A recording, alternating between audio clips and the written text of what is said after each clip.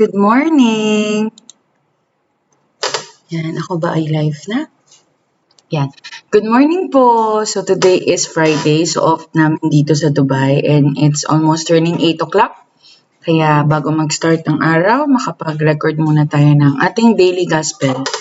So, our daily gospel is coming from Luke chapter 6, verse 39 to 42. It says, "And he told them a parable. Can a blind person guide a blind person? Will not both fall into a pit? No disciple is a superior to the teacher, but when fully trained, every disciple will be like his teacher. Why do you notice the splinter in your brother's eye, but do not perceive the wooden beam in your own? How can you say to your brother, 'Brother, let me remove that splinter in your eye,' when you do not even notice the wooden beam in your own eye? You hypocrite! Remove the wooden beam from your eye first. Then you will see clearly to remove the splinter in your brother's eye." Yun, no? Ito yung ating, anong tawag dyan? Yung sa mga matatanda, yung kanilang mga laging ina-advise sa atin na linisin yung sarili mo. Ako pa meron. Bago ka tumingin sa iba. Yan natin ang reflection for today. Blind guides.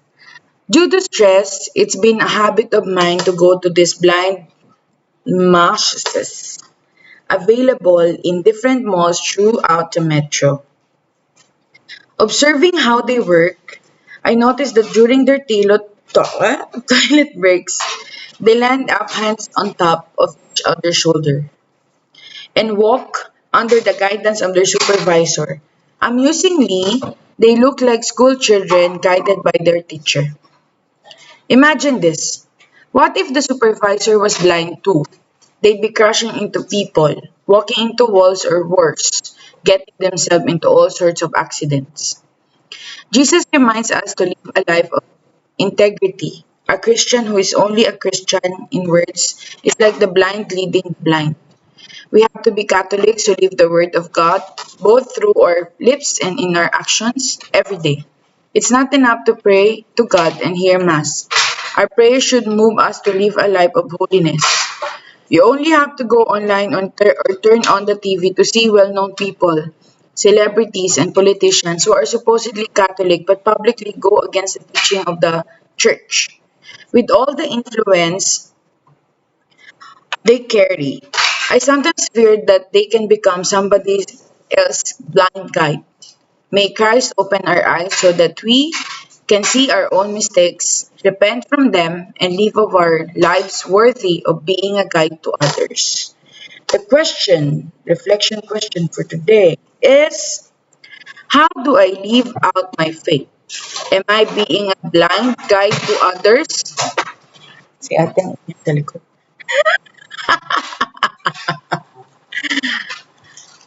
Si ate ay naglilinis. So, ano ba ang question natin today?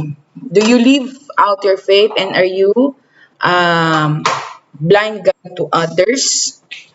Sabi nga dito, maganda yung ayun si ate. Hi, Ate Selly. Yung ating gospel for today and ang ganda nung reflection ni Brother Bo Sanchez. Sinabi nga niya doon na you have to find your own mentor. Yan. Those mentors are the people that they already live up to what you are expecting or what you are dream of. Kailangan maghanap tayo ng mga tao na tinitignan natin, nilulook up natin, ina-eye natin, or inspiration na nalagpasan na nila yung mga problemang pwede mong harapin at yung mga pangarap na gusto mong abutin, naabot na nila. And through their life, na natututo ka at pwede mo silang gayahin kung paano nila naabot yung pangarap nila. And like, you have to have your own mentor spiritually, mentor physically, mentor mentally. Like yung sinasabi niya yung kanina, I always think na Bo Sanchez is one of my mentor. Yan. Kasi every time that you listen to him, talagang you are being inspired in spreading the gospel of God.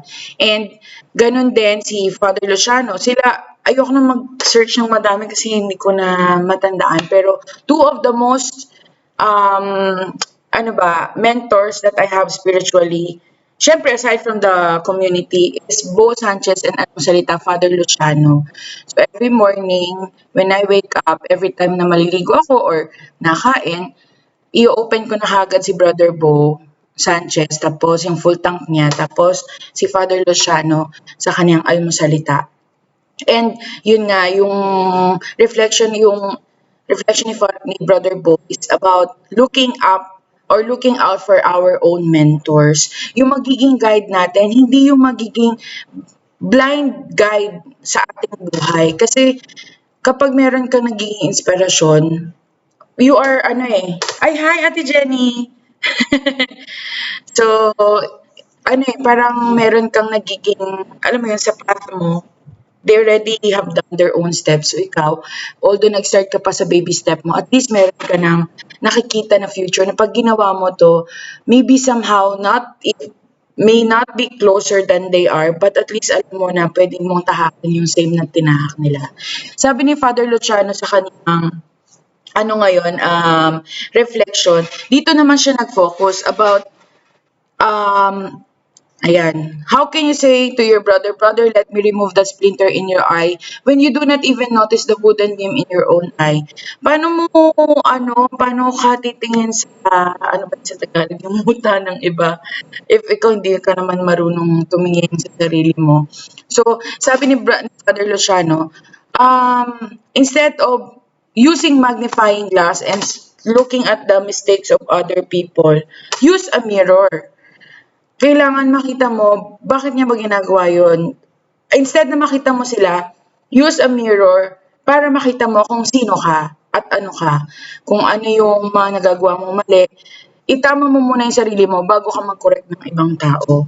Yun yung pinaka-point niya doon. So instead of using magnifying glass, use a mirror so that you can see your own mistakes, and in that, you can correct yourself first and be a guide or be a role model to others bago ka mag-correct ng iba. And going back dito sa ating reflection question, how do I live out my faith? Am I being a blind guide to others? Siguro yung when you say faith, no, when everything you entrust to God, I can say na si Lord naman napakabuti niya sa amin at He's always providing everything for us. Hindi man laging madami pero enough talaga para sa amin. At kahit papaano nakakatulong pa rin naman sa pamilya at sa iba kung kinakailangan.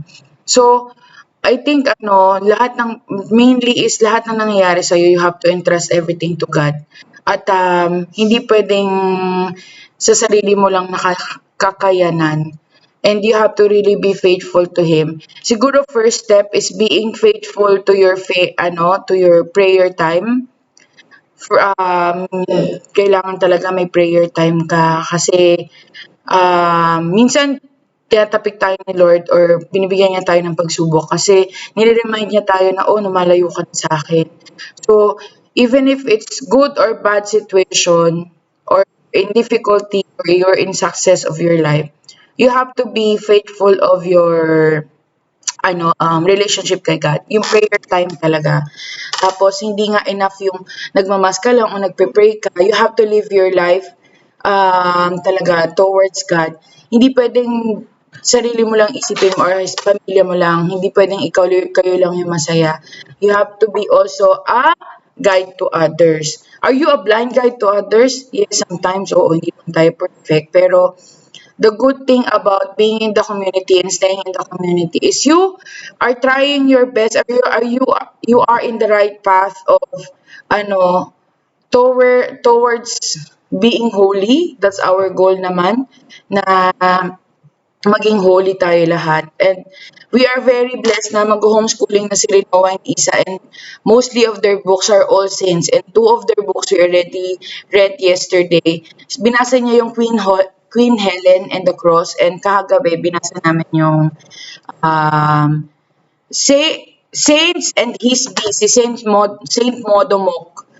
So, ang ganda nung story, tapos parang nagkwento kami, sabi niya, what if daw gusto niya rin maging saint? Oh, 'di ba?